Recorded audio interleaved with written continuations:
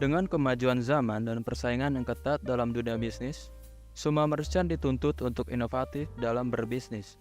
Dan aliansi strategis adalah salah satu strategi yang mendukung kelangsungan dan perkembangan suatu perusahaan. Strategi ini memungkinkan perusahaan untuk mengatasi beberapa kendala bisnis, menjalankan bisnisnya lebih lancar, dan menghasilkan keuntungan yang lebih tinggi. Jadi, apa itu aliansi strategis?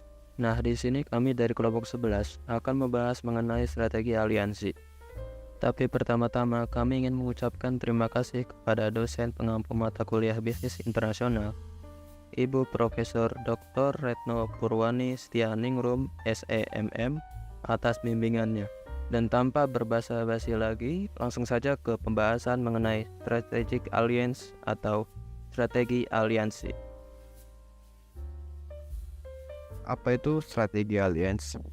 Strategi alliance atau strategi aliansi yaitu istilah bisnis yang dimana perjanjian bisnis di mana dua atau lebih perusahaan memutuskan untuk melakukan kerjasamanya guna mendapatkan keuntungan bersama. Nah, dalam strategi ini partner-partner dalam aliansi strategi setuju untuk menggabungkan aktivitas serta riset dan pengembangan mereka, baik itu kemampuan dalam pemasaran dan kemampuan manajerial. Di perusahaan tersebut bekerja sama, berkontribusi serta bersinergi untuk mendapatkan apa yang ingin dia capai. Lalu ada yang namanya joint venture. Di joint venture ini yaitu suatu jenis aliansi strategis yang di dalamnya ada dua atau lebih perusahaan yang membuat perusahaan secara legal dan mandiri. Nanti kedua perusahaan tersebut akan saling berbagi sumber dayanya serta keahlian yang dimiliki untuk dikombinasikan sehingga daya saing mereka meningkat. Nah, dalam joint venture ini nantinya ada dua perusahaan yang dimana dalam masing-masing perusahaan tersebut mereka memberikan sumber dayanya, baik itu keahlian serta kompetensinya, berbagi inovasi terbaru, mengadopsi teknologi yang nantinya akan meningkatkan daya saing mereka.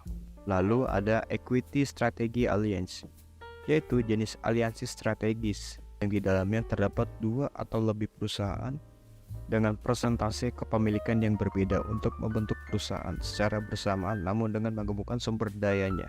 Nah, dalam equity strategy alliance ini nantinya dua perusahaan tersebut akan saling memiliki kepemilikan saham di perusahaan tersebut dengan persentase serta proporsi saham yang berbeda. Yang ketiga ada non-equity strategies alliance, adalah jenis aliansi strategis yang di dalamnya terdapat dua atau lebih perusahaan dengan hubungan kontraktual guna menggunakan sebagian sumber daya dan juga kapabilitas unik untuk mengembangkan keunggulan daya saing.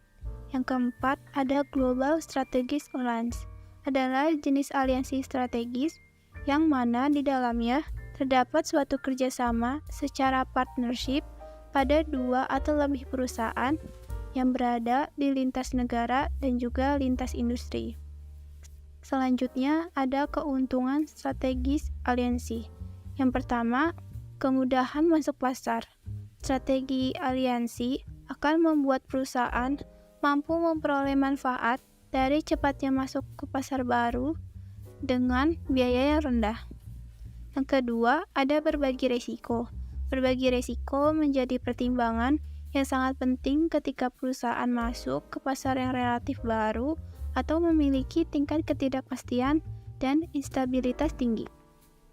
Keuntungan ketiga dari strategi aliansi adalah sumber daya pada setiap perusahaan akan lebih tercukupi, sehingga perusahaan yang saling beraliansi akan bisa berkembang dengan baik.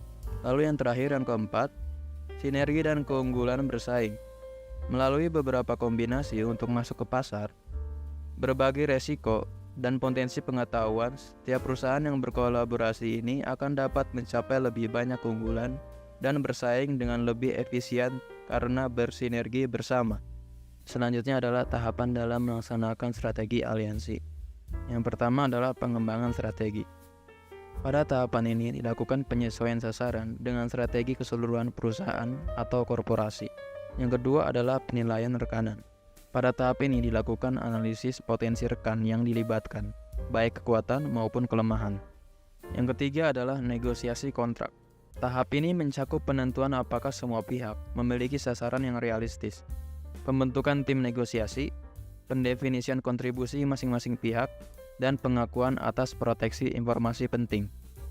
Yang keempat adalah operasionalisasi aliansi, yang mencangkup penegasan komitmen manajemen senior masing-masing pihak, penentuan sumber daya yang digunakan untuk aliansi, penyesuaian anggaran, penegasan kinerja dan hasil dari aktivitas aliansi. Yang kelima adalah pemutusan aliansi. Aliansi dapat dihentikan dengan syarat-syarat tertentu yang disepakati. Pada umumnya ketika sasaran tidak tercapai atau ketika partner melakukan perubahan prioritas strategik. Selanjutnya adalah faktor-faktor penyebab kegagalan strategis aliansi.